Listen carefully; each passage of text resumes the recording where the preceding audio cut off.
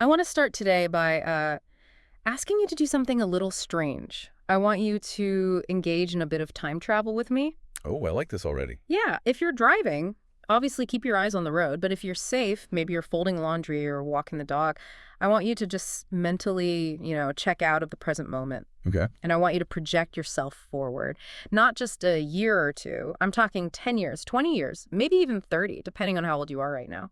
We are really setting the stage high today. Yeah, I have to, because the stakes of what we're discussing today don't really hit you until you look at the long game. So picture this. Like I'm picturing. You are standing at the base of a massive, just awe-inspiring natural wonder. Let's go with the source material uses, which I think is just perfect. Yeah. Half Dome in Yosemite National Park. A classic, a bucket list destination for sure. Exactly. It's iconic. You can picture it, right? Yeah. That sheer granite face rising almost 5,000 feet above the valley floor. It's early morning. The air is crisp. You know that specific smell of pine needles sort of baking in the sun. You can hear the distant roar of vernal fall. It's majestic. It's a powerful image. It is. But here is the variable that really matters. You aren't alone. And who is with you? You feel a tug on your hand.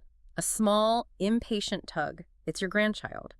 Or maybe a grandniece or nephew. Someone who represents, the next generation. Right. Full of energy. Just vibrating with it. And they are pointing straight up past the tree line right to that granite summit. And they look at you, eyes wide, and they say, Grandpa, Grandma, let's go to the top. Let's go all the way up. And this is the moment of truth. This is the crucible. The source material we are diving into today suggests that in this specific moment, you are faced with a binary choice, a fork in the road. And the really scary part is, the choice you make in that moment wasn't decided right then. No. It was decided by the decades leading up to it. It's the accumulation of thousands and thousands of micro decisions. Exactly. So here is option A. We'll call this the bench strategy. The bench strategy. I can already feel the sadness in that name. It is. You look down at that kid and you feel that ache in your lower back. You feel the stiffness in your knees that's been there for years. You feel a heaviness in your chest just thinking about the incline. And you have to say, oh, honey, my knees hurt. I'm just too tired. You go ahead. I'll wait right here on this bench. Wow. That is the default outcome for so many people. It's the resignation. It's the acceptance of the inevitable. Right. It's heartbreaking, but it's so common. But then there's option B, the summit strategy. Okay. The alternative. In this version of the future, you shoulder your backpack, you tighten your boots, you check your water supply, you look that kid in the eye, you grin, and you say, all right, let's see who gets there first. The bench versus the summit. And it sounds like a mindset choice, like something you'd see on a motivational poster. But what we are really unpacking today is that it is primarily a biological choice. And that is the core thesis of all the material we've analyzed. We have this, this culturally ingrained assumption that knee pain, shortness of breath, fragile bones, brain fog, that these are just the inevitable tax we pay for living a long time. Yeah, that aging equals decay. Yes. We just accept it. Precisely. We conflate the two. We think, I am 70, therefore I hurt. But the material we're looking at challenges that head on. It argues that these symptoms are not caused by the passage of time. Chronological age is just a number on a calendar. So what causes it then? The decay, the breakdown of function, is caused by the fuel consumed over a lifetime. That is a bold claim. It's saying that time isn't the enemy, dinner is. Or at least what's for dinner. In a way, yes. And so the promise of this deep dive today is to provide a user's manual for reversing the clock. And let's be super clear about what reversing means here. Yes. We are not talking about plastic surgery to look younger. We aren't talking about some magic pill. We are talking about using specific dietary changes and understanding deep biological mechanisms, things like metabolic switching and autophagy, to essentially reclaim the functional body of a 30-year-old.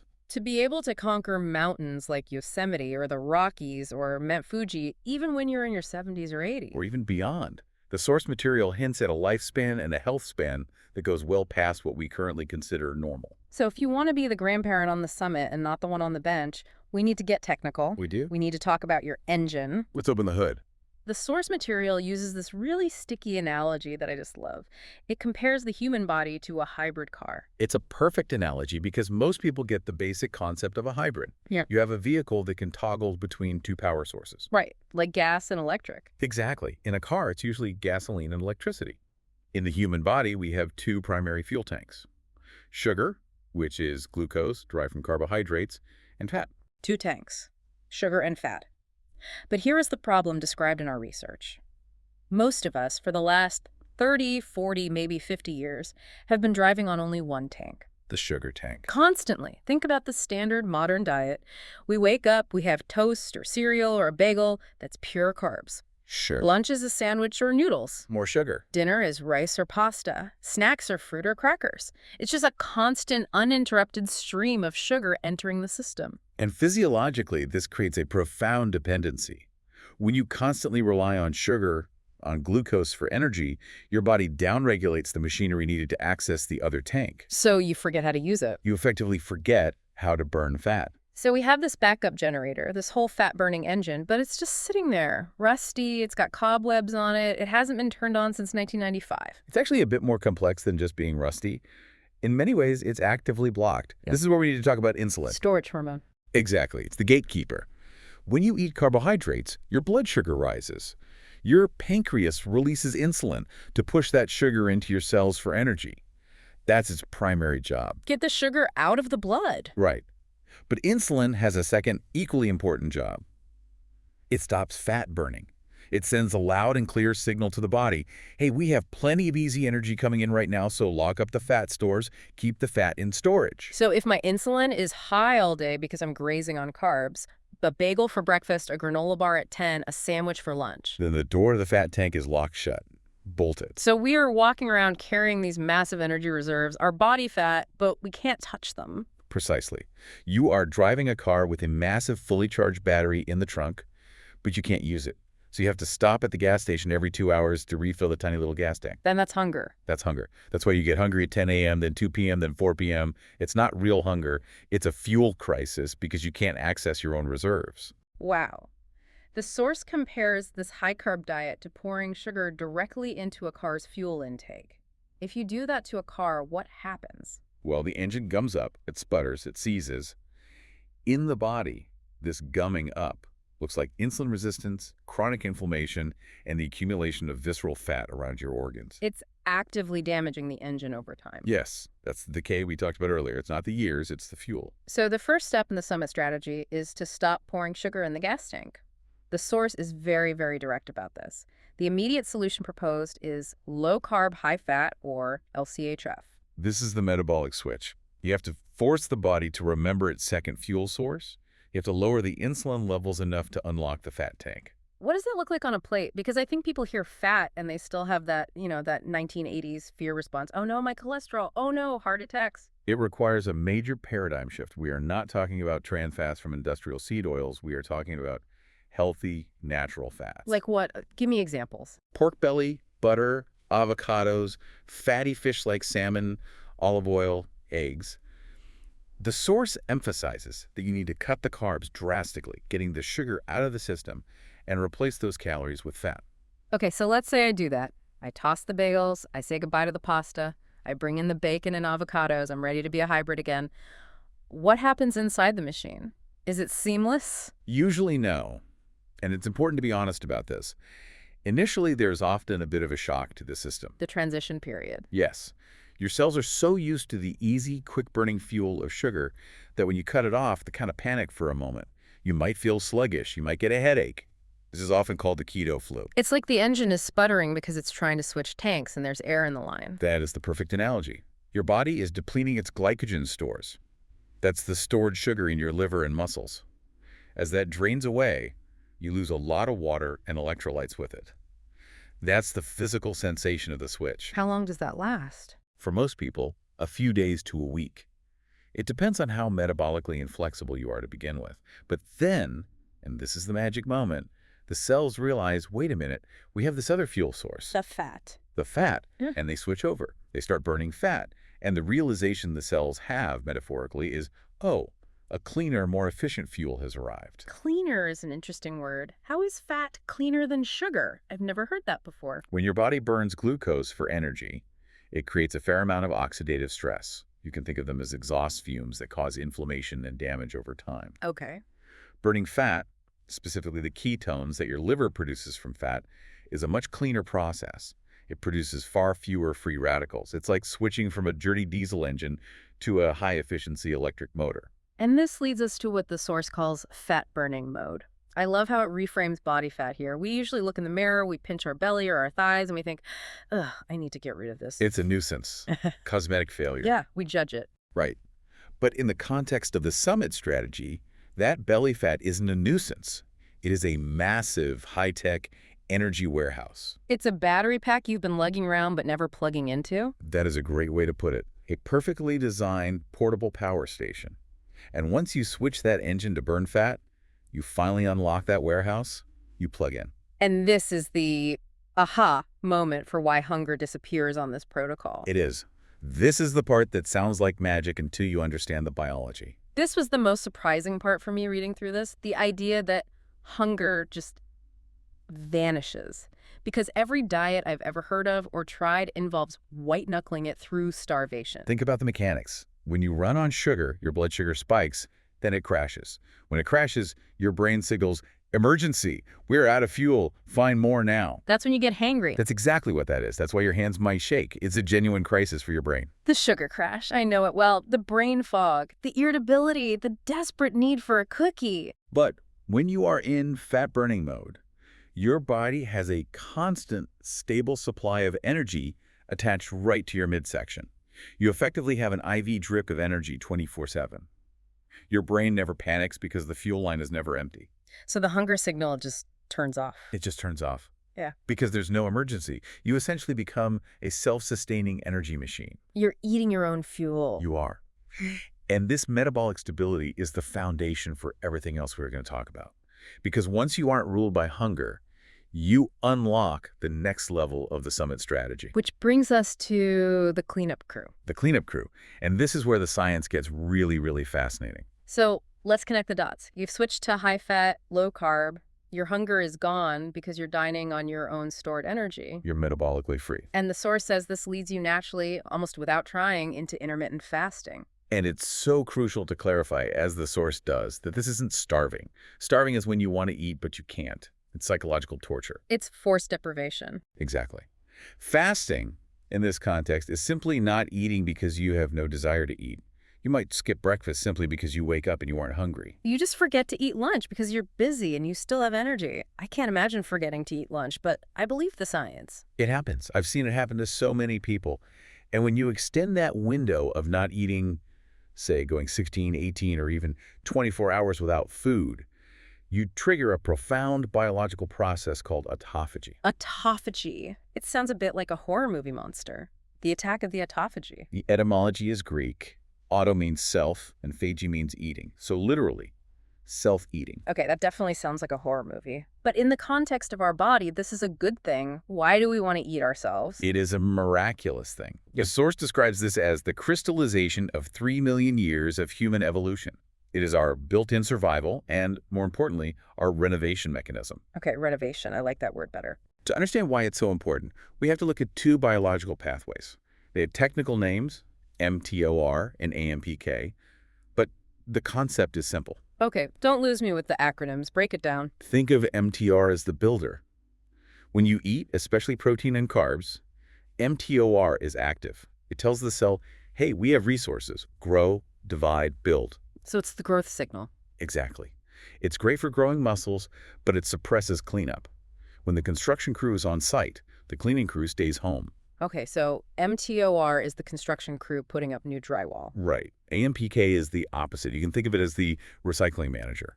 It comes in when resources are low when you're fasting. It looks around and says, hey, we don't have any new shipments of supplies coming in. We need to conserve energy and recycle what we already have. And MPK is what triggers autophagy. AMPK flips the switch. It activates the cleanup crew. To help us visualize this, the source uses a Pac-Man analogy. I grew up playing Pac-Man, so this speaks to me. It's a very helpful visual. Imagine your body is full of little Pac-Man characters. These represent the autophagosomes, the cellular structures that actually do the eating. Okay. When you are eating constantly grazing on snacks, 3 meals a day, plus dessert MTR is high, and these pac-men are asleep. They are basically in a food coma because there is plenty of external energy coming in. They're full. They don't need to hunt. Exactly. But when you fast, when the external food stops coming in, AMPK wakes these pac-men up. They realize there is no new energy, so they have to go find some. And here's the brilliant part. This is the brilliant part. They don't eat your healthy tissue. They don't eat your good muscles or your vital organs. They are programmed to be selective scavengers. They hunt for the trash. The trash. So they're like a cellular recycling crew. What exactly counts as trash inside a cell? A few critical things. First, misfolded proteins. These are proteins that didn't form right and are just clogging up the works, kind of like plaque in an artery, but on a microscopic level inside the cell. They contribute to diseases like Alzheimer's. So the pac-men eat that gunk. They eat that gunk. Second, and this is huge, they go after senescent cells. Senescent. That's a word I've been hearing a lot lately in anti-aging circles. Sometimes they're called zombie cells. And that's a pretty good description. Why zombies? These are cells that have stopped dividing. They're old. They're damaged. But they refuse to die through the normal process of cell death. So they just sit there, taking up space and secreting inflammatory chemicals that damage the healthy cells around them. They're toxic neighbors. They're poisoning the neighborhood. That's a perfect way to put it. They are literally accelerating the aging process in the tissues around them. So the pac-men hunt down the zombies. They hunt down the zombies. They eat the inflammation clusters. They eat damaged mitochondria, the little power plants in your cells. They eat the waste. And they break it all down into raw amino acids and energy. So they're not just cleaning house. They are cleaning house, but they are also remodeling. The source emphasizes the difference between recovery and regeneration. That's a subtle but important distinction. Let's unpack that. Usually when we sleep or rest, we think of it as recovery. You're patching things up, like putting duct tape on a leaky pipe.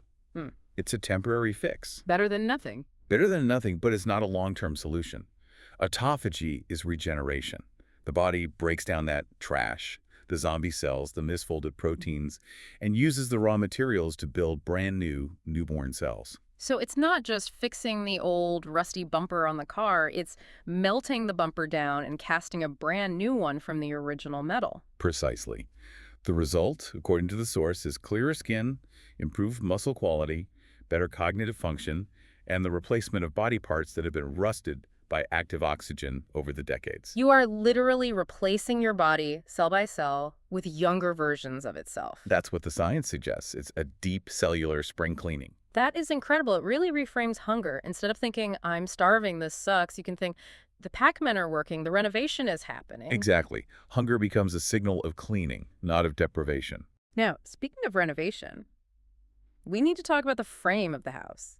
Because even if my cells are clean and my engine is running on fat, there's a structural fear that haunts a lot of people as they age. Ah, the bones. This is part 3 of our dive, and honestly, this is where I think most people have the biggest mental block. We talk about the summit strategy, but for a lot of people, the fear isn't just a lack of energy, it's the fear of breaking. If I hike at 70, I'll break a hip. My bones are too old. I have osteoporosis in my family, so it's my destiny. Right. We view our skeleton like the frame of a house or a bridge. Once it's built, it's built. And over time, the wood rots, the termites get in, the steel rusts, and it just gets weaker. And you can't really fix the foundation without tearing down the whole house.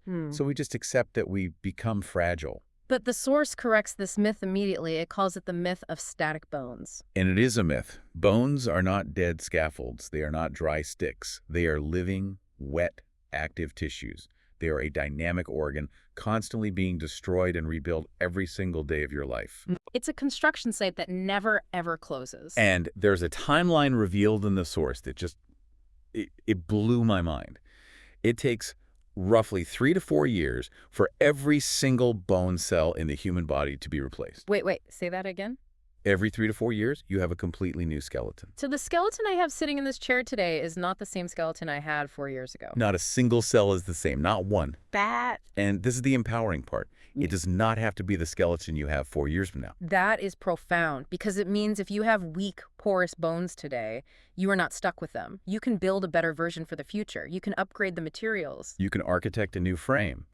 But you have to give the construction crew the right materials. And just as importantly, you have to stop sabotaging the worksite. Let's talk about the crew first. To build this new skeleton, the source advocates for a very specific nutritional approach. It points to a carnivore diet. This connects back to the LCHF principle, but really doubles down on animal products. Red meat, bone broth, organ meats, eggs. Why specifically carnivore for bones? We've always been told, drink your milk for calcium. Isn't calcium the holy grail of bone health? Calcium is critical. Yeah. But it's only one piece of the puzzle. Calcium is the concrete. But think about a skyscraper. You can't just pour concrete into a pile and expect it to stand up. You need rebar. You need a steel matrix to hold the concrete in place. The structure. Yeah. Exactly. In bones, that rebar is collagen. It's a protein matrix. About a third of your bone is protein, which gives it its tensile strength, its flexibility. So it doesn't just snap. Right. To build bone, you need an abundance of specific proteins and minerals to build that matrix. Red meat and bone broth provide these in a highly bioavailable form. They give you the collagen, the amino acids, the steel. So if you just take calcium supplements but don't have the protein matrix... The calcium has nowhere to go. Yep. It's like pouring concrete without the rebar. Yeah. It's brittle, and worse, that excess calcium can calcify your arteries or form kidney stones. So we need the rebar. But the source also mentions that it's not just about what you add, it's about what you subtract. It talks about the demolition crew. Right. Inside your bones, you have two types of cells working in balance. Osteoblasts, which are the builders, and osteoclasts, which are the destroyers. Blasts build, clasts chew. Good way to remember it. The destroyers, the osteoclasts, eat old bone so the builders can come in and replace it. It's a natural cycle. But if the destroyers get too active, they eat bone faster than it can be built.